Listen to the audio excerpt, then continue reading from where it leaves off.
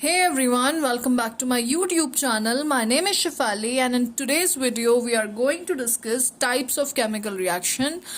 As we all know कि 10th के boards आ रहे हैं. It's 27th of April जब से boards शुरू हैं. So this topic from chemistry is very important. बहुत questions आते हैं इसमें. So let's see types of chemical reaction, and before we start with the topic, a quick request you guys, as always, please do like, share and subscribe if you haven't done it yet, and yeah, watch the video till the end. It will be really helpful for you, especially if you're a 10th grader. Okay, so types of chemical reactions we have over here. सबसे पहली reaction की हम बात करते हैं, that is combination reaction.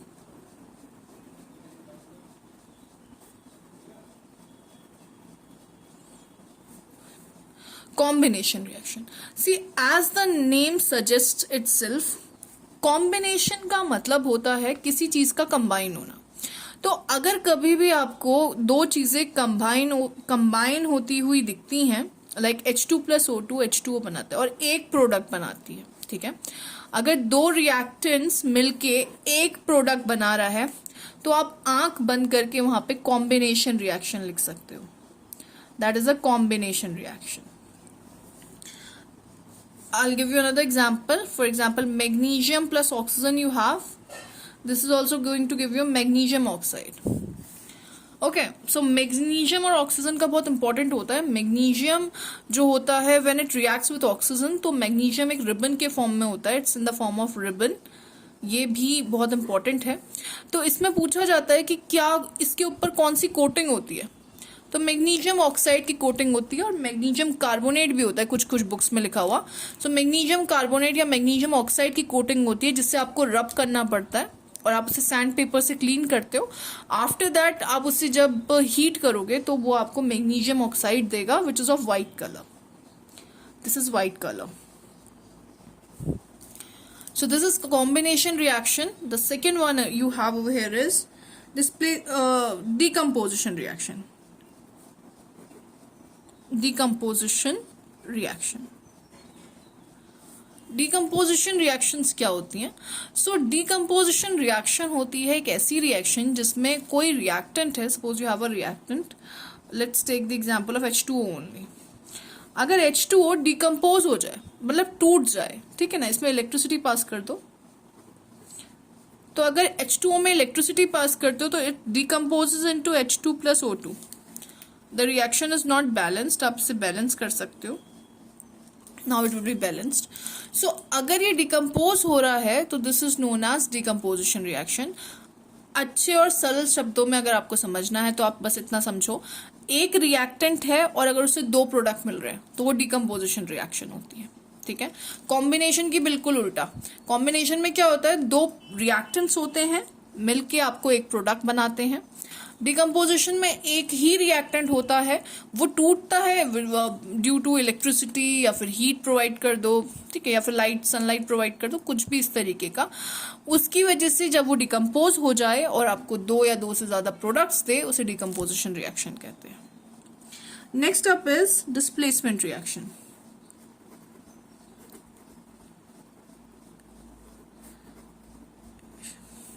So displacement reaction क्या होती है? डिस्प्लेसमेंट रिएक्शन में जो आपका मोर रिएक्टिव मेटल होता है वो आपके लेस रिएक्टिव मेटल को डिस्प्लेस कर देता है, उसे डिस्प्लेसमेंट रिएक्शन कहते हैं. I will give you an example. Suppose you have over here H2SO4 sulphuric acid, ठीक है, इसमें जिंक डाल देते हैं. So this is going to give you ZnSO4 plus H2O plus H2, sorry, not H2O but H2O. okay, so since zinc आपकी बहुत ज्यादा zinc जो होता है बहुत reactive होता है, तो what zinc will do is zinc will displace the hydrogen. वो इस हाइड्रोजन को डिस्प्लेस कर देगा. क्यों डिस्प्लेस करेगा? क्योंकि जिंक की रिएक्टिविटी ज्यादा होती है एज कंपेयर टू हाइड्रोजन, ठीक है. तो यहाँ पे ZnSO4 बन गया. अच्छा, सपोज इन केस अगर ऐसा कुछ लिखा हुआ आ जाए ZnSO4 plus H2, Now what would happen? तो आप ऐसे नहीं करके कि यहाँ पे H2SO4 प्लस Zn लगा दो, नहीं, यहाँ पे नो रिएक्शन होगी. नो रिएक्शन क्यों होगी? क्योंकि हाइड्रोजन जो है लेस रिएक्टिव है जिंक से, ये इसे डिस्प्लेस नहीं कर पाएगा। डिस्प्लेस सिर्फ वही मेटल्स कर पाते हैं जो हाईली रिएक्टिव होते हैं। तो आप प्लीज रिएक्टिविटी सीरीज को एक बार ध्यान में रखिएगा। रिएक्टिविटी सीरीज मैंने एक बार आई गेस वीडियो बनाया था उस पर, ठीक है, बट जस्ट इन केस अगर नहीं है सो मैं बनाऊंगी उस पर दोबारा एक video. Next we have is double displacement.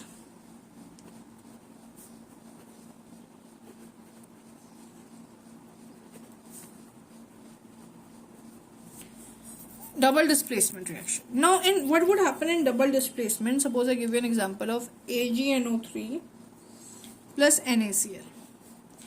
AgNO3 देखो डिस्प्लेसमेंट में क्या होता है, एक कंपाउंड होता है और दूसरा एक एलिमेंट होता है आपके पास, ठीक है। वेरल्स यहाँ पे क्या होता है, आपके पास दोनों कंपाउंड होते हैं।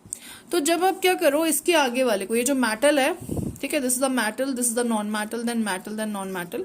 तो ये जो इसका आगे वाले कंपाउंड का मेटल होता है, ये पीछे वाले कंपाउंड के नॉन मेटल के साथ लग जाता है। So this will be AgCl plus इसका आगे वाला कंपाउंड का आगे वाला मेटल इसके पीछे वाले मेटल के साथ डिस्प्लेस हो जाता, नॉन मेटल के साथ डिस्प्लेस हो जाता है। सो this is NaNO3, sodium nitrate, ठीक है। तो अगर ऐसा होता है, ऐसा डिस्प्लेसमेंट होता है तो इसे डबल डिस्प्लेसमेंट कहते हैं। सिंपल वर्ड्स में बोलूं तो आपको सिर्फ इतना ध्यान रखना है कि अगर दो कंपाउंड्स हैं तो आप उन्हें खिसका सकते हो and you can make a new compound like that. Okay, so this is double displacement. I hope the oxidation reduction पे जो वीडियोस मैं लेके आऊंगी वो will be the next topic. So all the best for examinations.